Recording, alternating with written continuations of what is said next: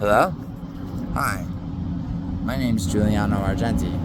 I'm here to stop you from spending hard-earned money on frivolous endeavors and losing food money, alimony payments, fucking money you could have gone on vacation with. Your girlfriend's been fucking trying to go somewhere forever, and you're like, next year, baby, and shit never happens because you have a gambling addiction that she doesn't know about, whatever the fuck, right?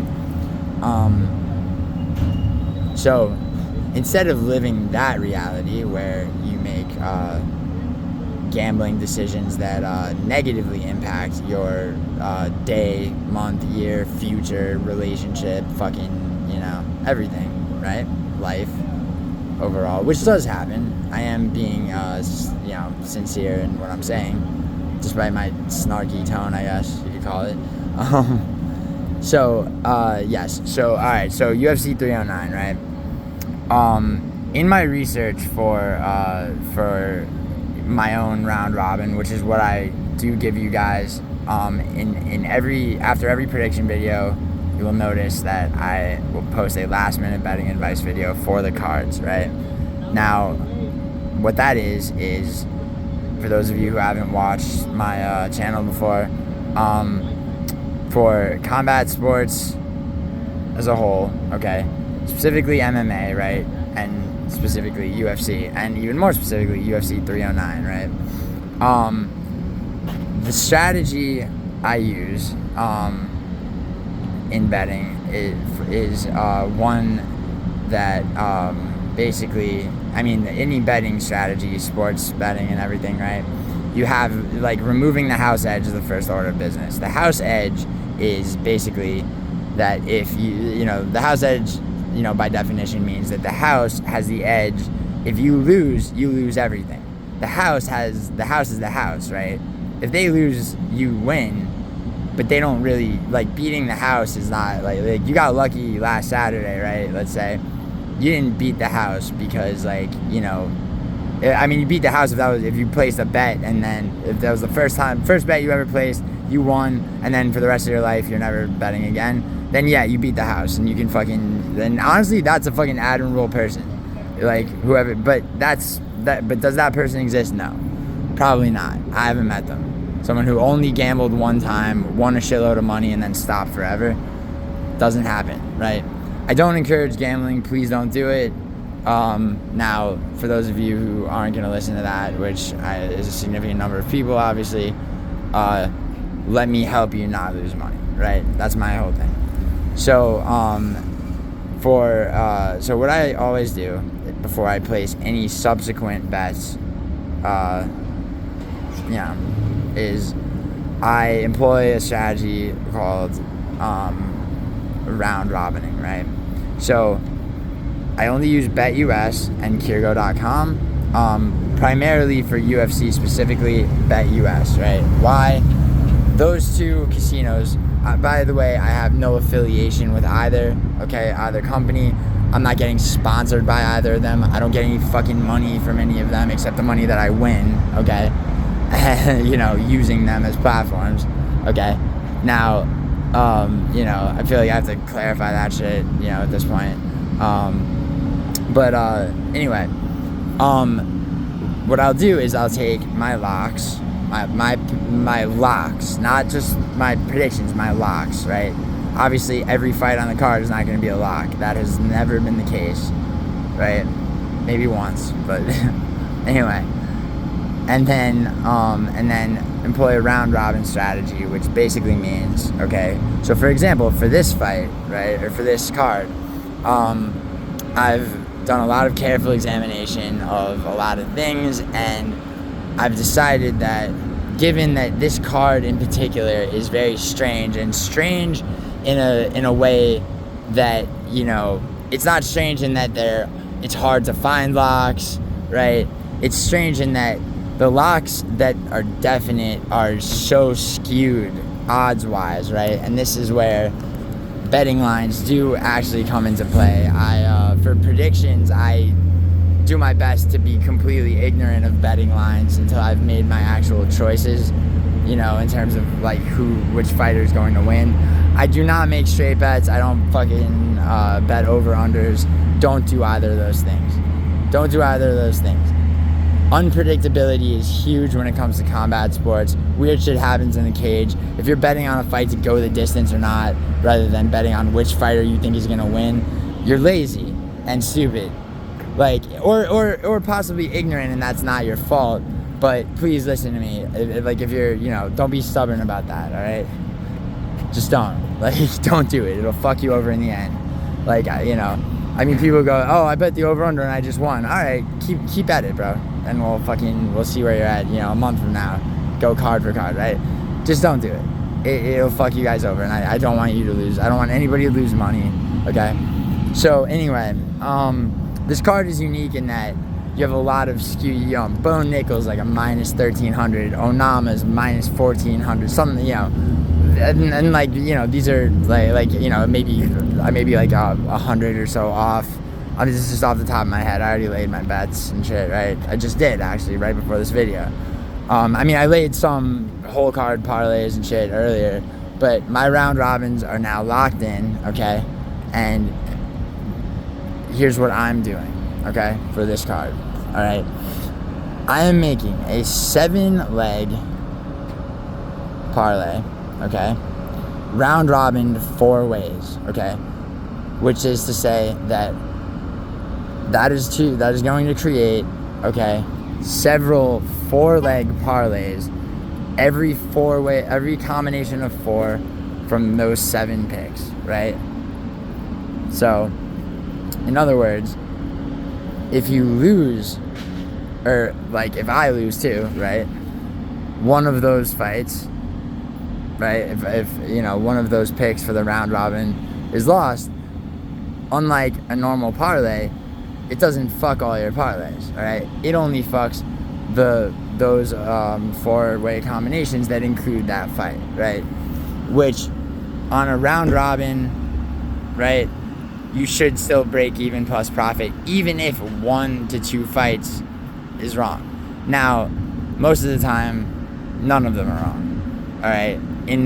Since I've established this strategy and figured it out over the years, right?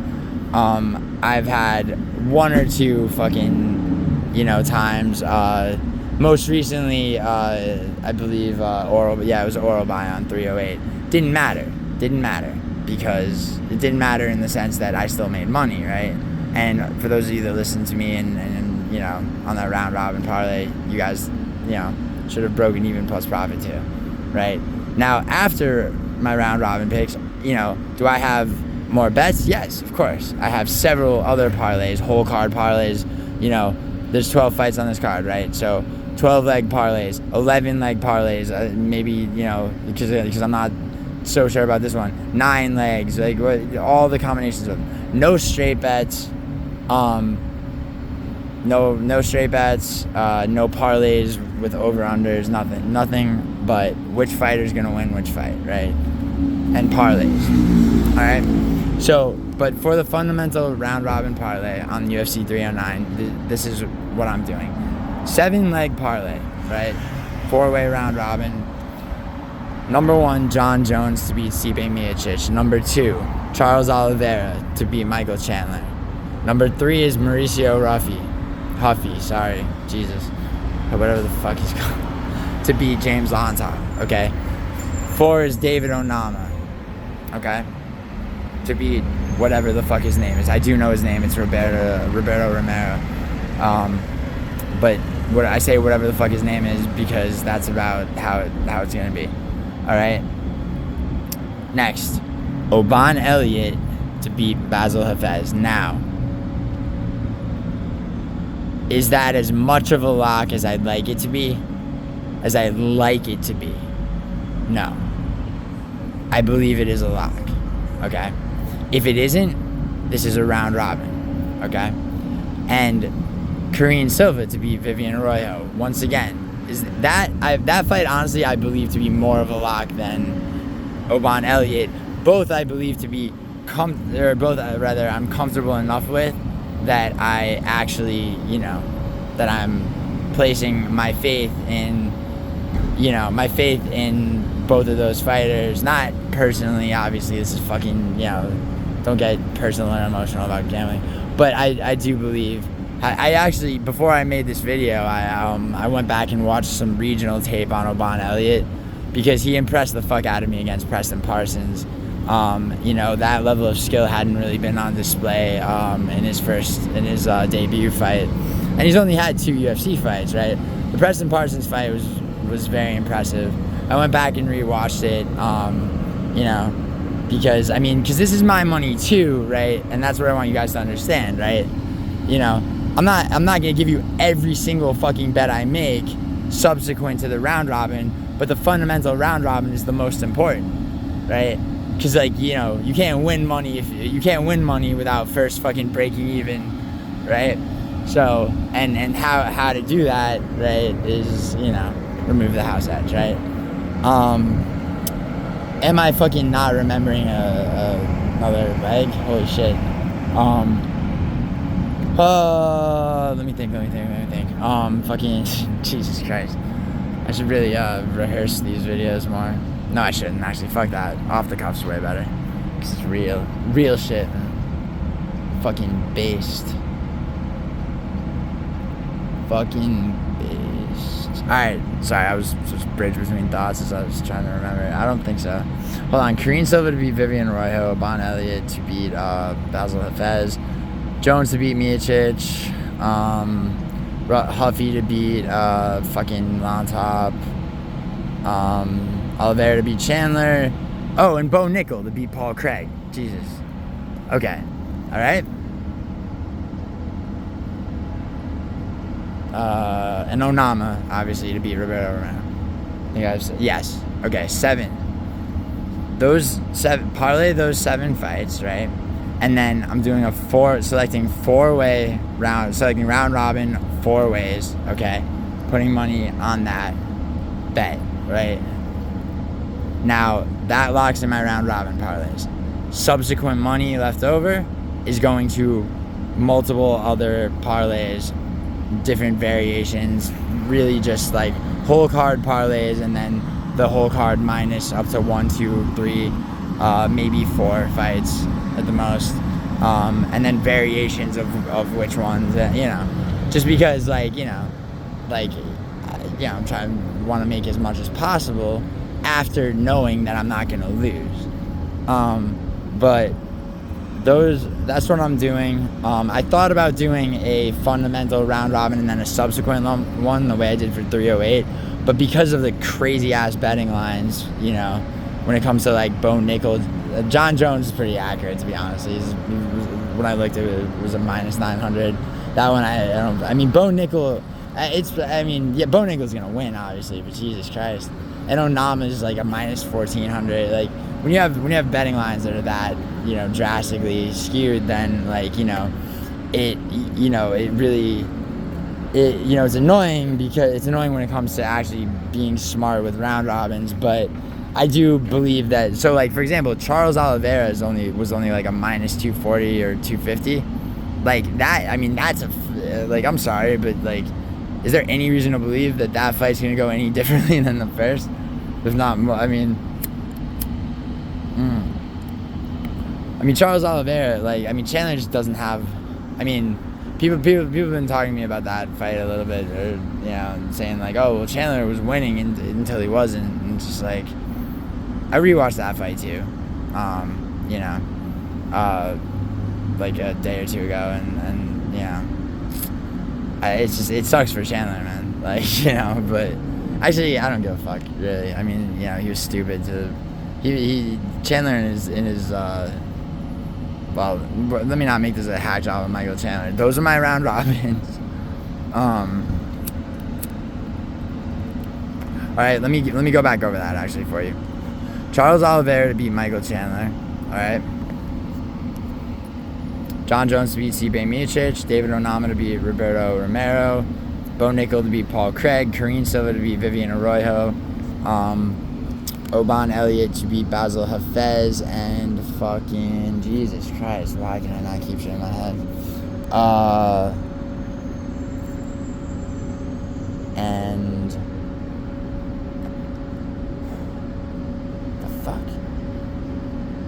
What the fuck is the last? Oh my god, man. What is the last fucking leg? I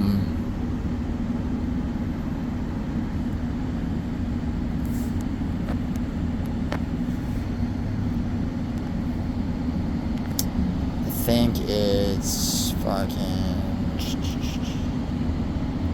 Alright, so... Sorry. 1 second.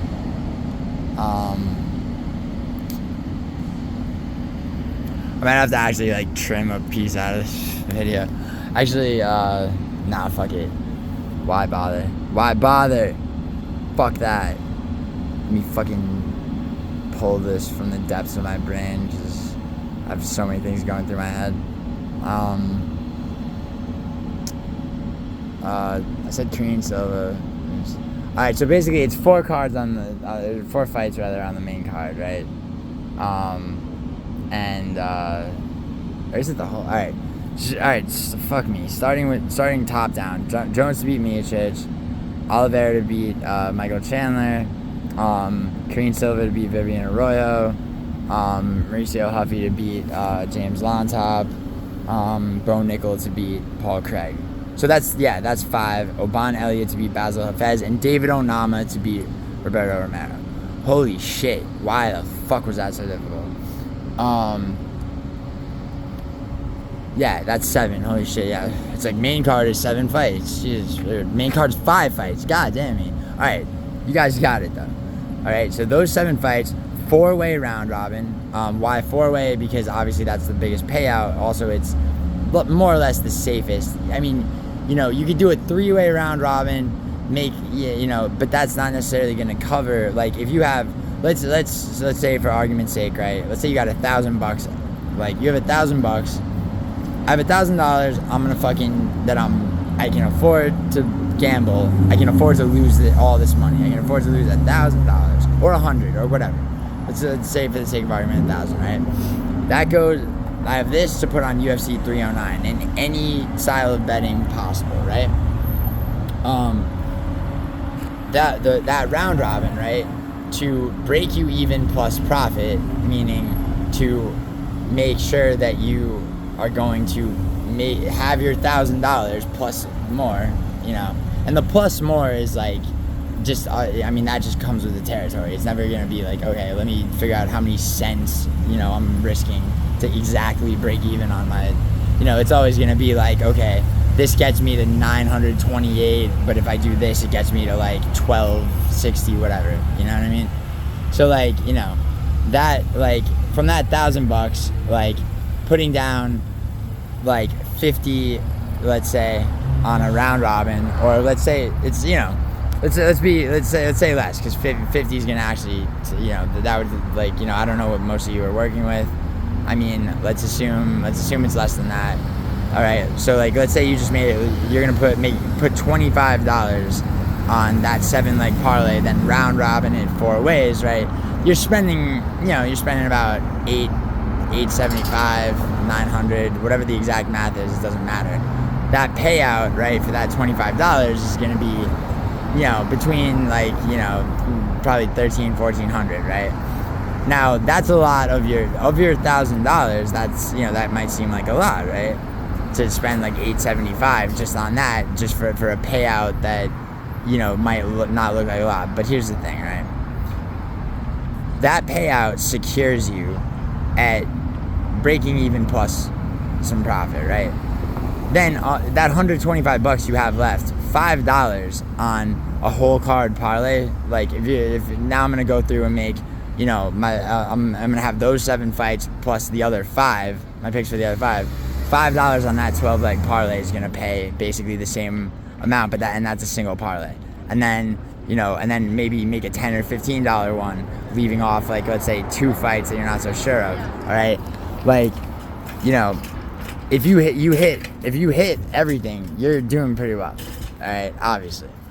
All right, let's say you don't hit anything but the round robin, you're safe. If you take that $1,000, okay, and you shop it up between straight bets and like, if you do straight bets on any of those locks rather than round robining it, you're not breaking even.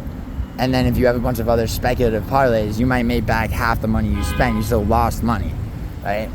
Like, you know, if you do a bunch of whole card parlays, leaving, it's like, people have asked me that, like, why, you know, like, why not do just like, because I'm not removing the house edge. The house edge is still there if I do that. And B, because honestly, you know, the cost of most subsequent parlays, risk reward wise, is so low, right? That, you know, if my round robins cost me between 75 and 90% of all the money I'm putting on the card overall, I'm fine with that, because even that, you know, even that 10 to 25% that I have left to put down on other bets, the payout from those other bets, which are solely parlays, is going to be so much that I'm still comfortable with, you know, with my total possible wins being, you know, what they're going to be. And, you know, I'll be honest with you guys, right? I'm not going to talk real figures, like precise figures, but the actual, like, would I stand to win if all my predictions are correct? Meaning, like, you know, all my parlays hit, right?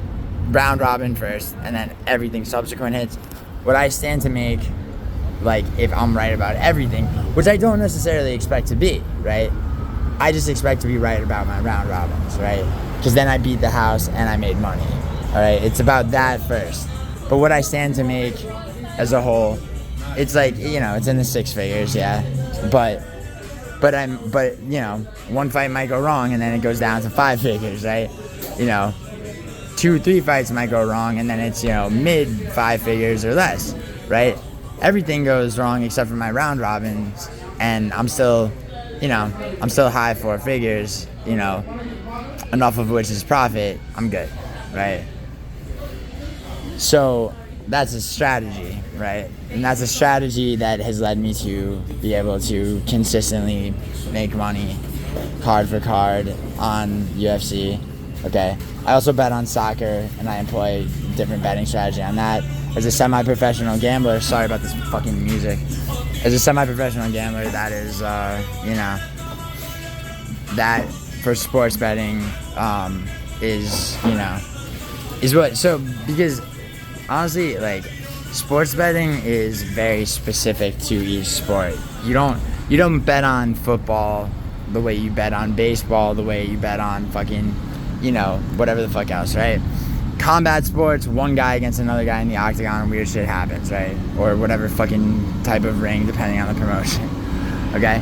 Like, you're fucking dealing with a lot more variables, okay? When, you know, you reduce, you know, your picks, like when you're dealing with one person and one person's abilities, choices, technique, etc., okay? Like, you know, and so different betting strategy comes into play. Strategy is almost as important as having your choices accurate, you know, when it comes to betting on sports. And, you know, and so with that said, I don't encourage you guys to gamble, but those of you that are, those are my picks, my round robin picks. You know, may God have mercy on, you know, Michael Chandler, Stipe Miocic. And I don't mean like mercy like they're gonna win. I mean, you know, just like let those victims of the fighters that I've picked for my round robins not, you know, except for Chris Weidman, who I fucking hate. I hope Eric Anders like literally picks his leg up and fucking breaks it sideways, because I hate Chris Weidman. I really do. I think he's one of the most overrated fighters ever, even when he was champion. I think he fucking... I don't like Bruno Silva, but Jesus Christ, I mean, does he deserve to be blinded? I mean, you know, he came back and looked like shit and just got cut anyway, but, like, fuck Chris Weidman. And, you know... And fuck Stipe, too. He looked like an asshole at the press conference with his cocky bullshit. I mean, you know, that's not him trying to, like, work up the nerves for shit. That was him just being a fucking dick. When the fucking reporter asked him, like, so Stipe, if you win this fight, he fucking jumps in with a correction. He's like, when I win this fight. It's like, bro, shut up, dude. Shut up. Fight fires. Go rescue a fucking kid in a tree. Don't be a fucking asshole.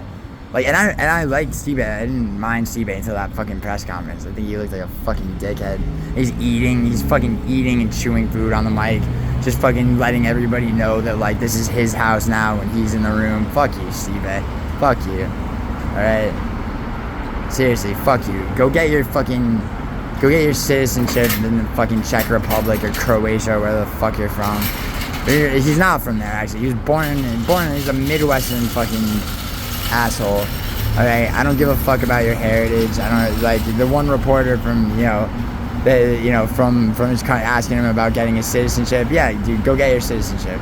Surprised you haven't already for such a fucking nationalist. Like, goddamn. I actually don't care about the citizenship thing. It really, what pissed me off was as soon as he corrects the if to a when, like, interrupts the dude in the middle of his question to go, when I win this fight. It's like, bro, get over yourself, bro. Like, just get over yourself. Just fucking stop eating on mic. Go fuck your mother. All right. Anyway, and yes, John Jones is a lock against Stipe. Okay. What happens afterwards is going to be interesting, by the way. What happens afterwards is going to be interesting. All right. Is it all a work?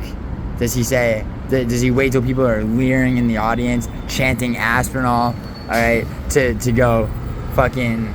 All right. You know what? I have one more thing to say before I retire, and then just like let it get to a fucking like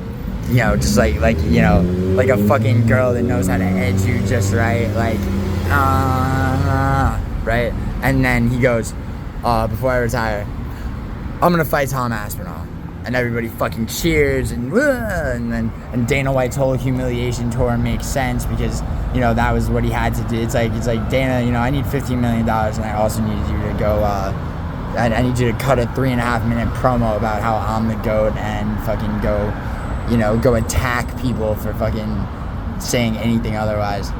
I want those written in the terms of my contract. Maybe he does. That's what I think. Would I put money on that? No. I mean, maybe a little bit. Maybe a little bit just to fuck around. Yeah. I think he fights Aspinall. But I know he beats Stipe. I mean, I think Stipe just, and now I want him to. Now, honestly, it's like, before it was just like, all right, it's a necessary evil, John Jones on my fucking round robin, but goddamn, dude, I don't like Stipe anymore, and all it took was that one fucking, his whole cadence, his whole fucking, it's like, I forgot what kind of a fucking, and I went back and watched other press conferences with him. He's always been a dickhead like that. So, this is already almost a half an hour. Holy shit, I can fucking ramble. Dude, that's why I do my prediction videos with my one anonymous friend, because the dude can keep me on track. Like, I could just fucking talk forever. So let me go. Good luck.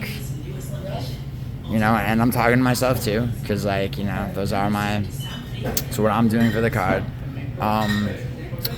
And UFC 309 tomorrow. Peace.